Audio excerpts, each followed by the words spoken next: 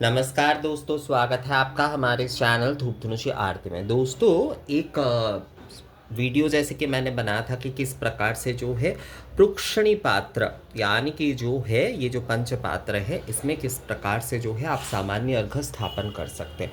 तो कई लोगों ने मुझे ये सवाल किया है, खासकर मुझे एक मेल मिला तो उसमें उन्होंने बताया कि दादा कई समय देखा जाता है कि जो पूजन आदि किए जाते हैं, मतलब कोशाकुशी आदि के भी जो स्थापन किए जाते हैं, तो उसमें भी जब विशेष अर्घ स्थापन किया जाता है यानी कि जो अर्घ स्थापन किए जाते हैं शंख पात्र में, तो उसके बाद उसके थोड़ा जल जो है वो सामान्य अर्घ पात्र में लिए जाते हैं। ये हम देखते हैं दुर्गा पूजा आदि के समय, जिसे कि कहा जाता है कि किंचित जलम प्रोक्षणी पात्रे गृहीत्वा। तो क्या ये ज़रूरी है? देखिए, पहली बात जो है यहाँ पर किंचित जलम प्रोक्षणी पात्रे गृहीत्वा, जब आप जो है ये अर्घ स्थापन कर रहे हैं शंख पात्र में, जब आप जो है जिनके आप पूजन कर रहे हैं उनके आप जो है अर्घ स्थापन आप जब कर रहे हैं, तो वो अर्घ जो है जिनके पूजन कर रहे हैं उनके समान हो जाता है। तो उनमें भी जैसे कि गंगे जल गोदावरी आदि उस जल को तीर्थ जल ही बन जाते हैं। तो उसके बाद जो है कहा गया है वहाँ पर जो आपकी प्रोक्षणी पात्र है उसमें आपको लेना है, उसमें आपको जो है उसका जल जो है थोड़ा सा आपको इस प्रकार से देना है, इस प्रकार से थोड़ा सा ये जल जो है ग्रहण करना है।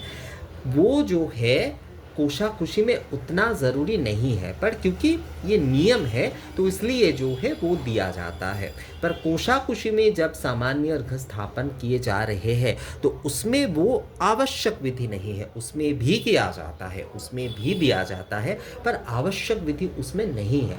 पर ये वाले प्रोक्षणी पात्र में जब जो है आप सामान्य अर्घ स्थापन करेंगे यानी कि पूजा के लिए आप जो है अर्घ जल जो है वो आप ले रहे हैं, तो ये वाले पात्र में ये बहुत आवश्यक होता है कि इस शंख से जो है यानी कि जो अर्घ जल है वो प्रोक्षणी पात्र में ग्रहण करना। तो प्रोक्षणी पात्रे जो जल की किंचित जलम प्रोक्षणी पात्र गृहीत्वा कहा गया है वो मुख्यतः इसके लिए कहा गया है।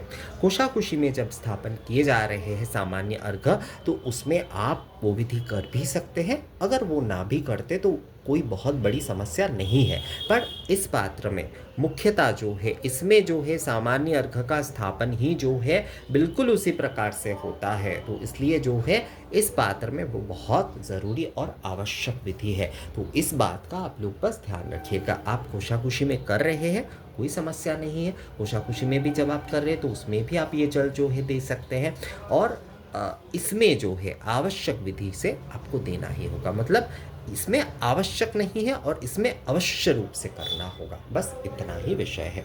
तो ये वीडियो मुझे लगता है आप लोगों को समझ में आ गया है। इस बारे में अगर आप लोगों का और कोई सवाल आती है तो आप लोग मुझे कमेंट्स करके या मेल करके बोल सकते हैं। मिलेंगे आप सबके वीडियो में, तब तक के लिए नमस्कार।